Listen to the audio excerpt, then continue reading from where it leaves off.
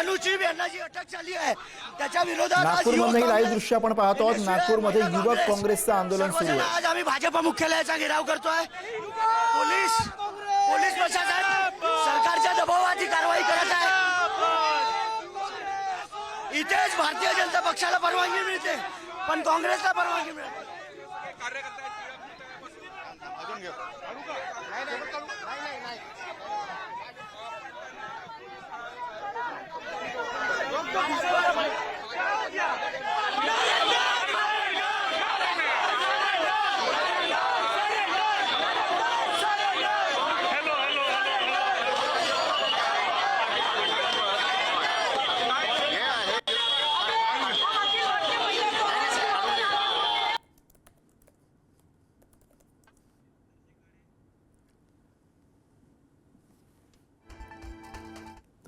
नागपूरमध्ये युवक काँग्रेसचं आंदोलन सुरू आहे। राष्ट्रीय अध्यक्षाला झालेल्या अटकेच्या विरोधामध्ये युवक काँग्रेस रस्त्यावरती उतरलेले आहे आणि या ठिकाणी नागपुरात आंदोलन केले जातं। याविषयी आपल्याला अधिक सांगतात प्रतिनिधी जितेंद्र शिंगाडे आपल्यासोबत आहे। जितेंद्र,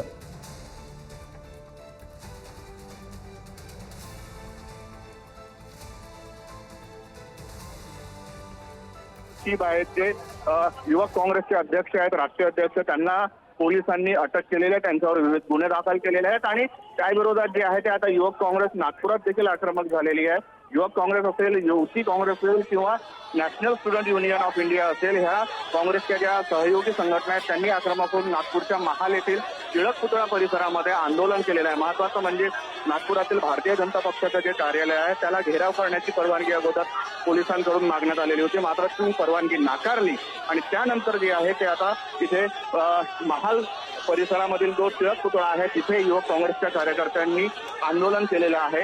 यामध्ये ते थोडं भारतीय जनता पक्षाच्या कार्यालयाकडे जाण्याचा देखील प्रयत्न केला, त्यावेळी पोलिसांनी त्यांना रोखून धरलं। त्यामुळे पोलीस आणि आंदोलनकारी यांच्यामध्ये झटापट झाल्याचं देखील आपल्याला पाहायला मिळत आहे। मोठ्या प्रमाणात इथे आंदोलन सुरू आहे। सरकारच्या विरोधात घोषणाबाजी देऊन राहिलेले आहेत।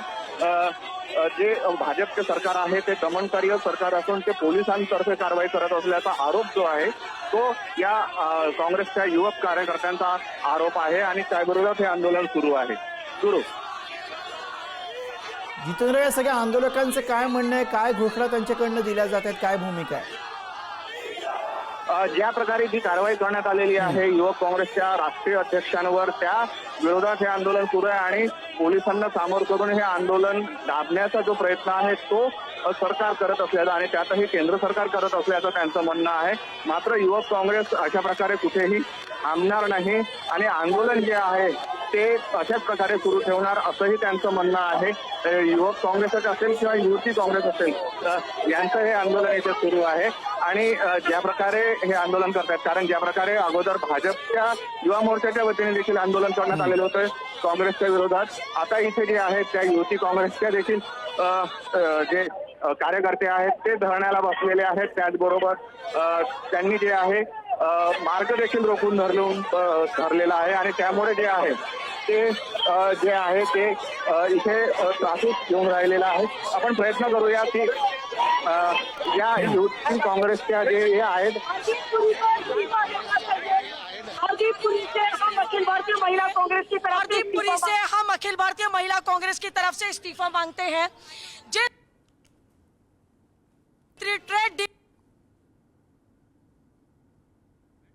सीधे भारतीय किसानों को बेचने का काम किया है और यह देश का पहला प्रधानमंत्री जो इतनी अभद्र भाषा का प्रयोग करता है, जिसने नंगा जैसे शब्द किया, जो खुद नंगा होता है इसलिए वो दूसरों को नंगा बोलता है।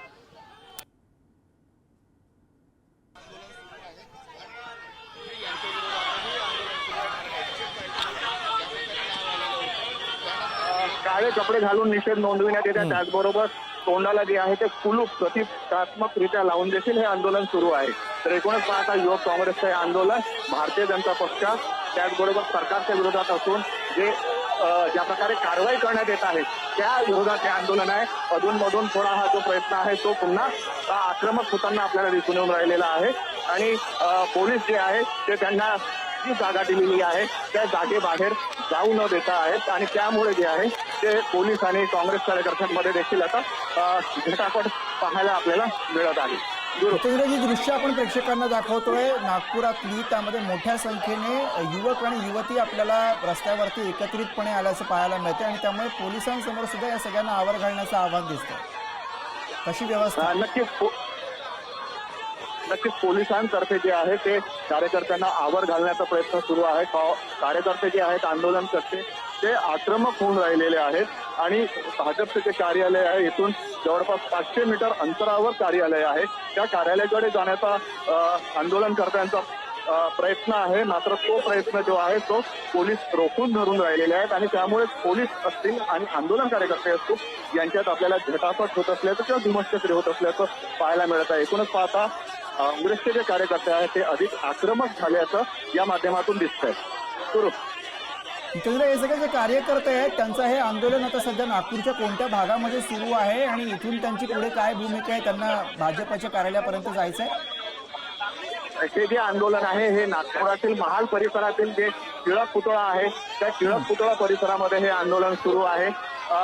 इथे जे सुरुवातीला जे आंदोलनाची परवानगी मागितलेली होती ती परवानगी जी आहे ती पोलिसांनी दिलेली नाही.